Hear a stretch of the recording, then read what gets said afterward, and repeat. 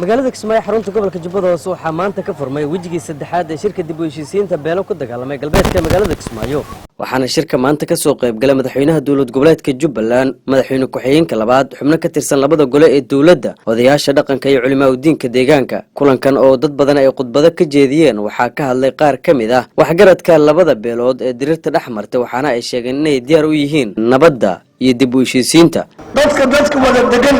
baa dadka isku xidhan inaan annaga dadka isku xidhna haddana aan aqli xumo isku dilna waa wax nasiib daraa way waa iska dhacday anigu waxaan leeyahay walaalaha iyaga waxaan rabnaa nabad waxaan doonaynaa nabad waxaan dadka hortiisa ka ballan qaadaynaa nabad waxaan ka ballan qaadaynaa inay wax damba dhicin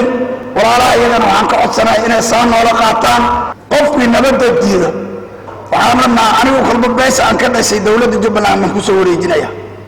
maanta laga bilaabo aan ummadda Soomaaliyeed meeshaan iskugu timid madaxweynaha ugu horeeyo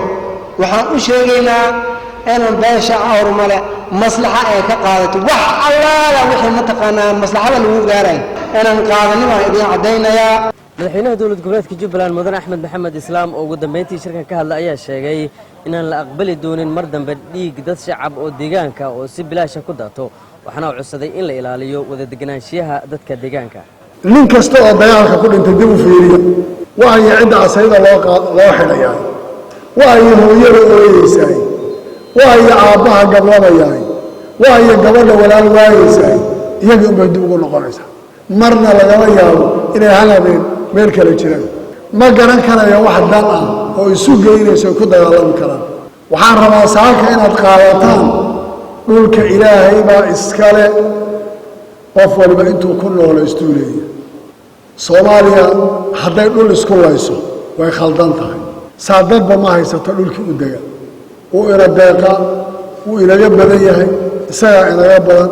waxaan rabaa inaan ballantaa ku galno hawsha iyada inaan joojino intaa inaga koobnaato beeshii ku jirta iyo culimada aan ilaahay u barin inuu u fudaydiyo labada beeloodna aan walaalaha ah oo cidi kala xigin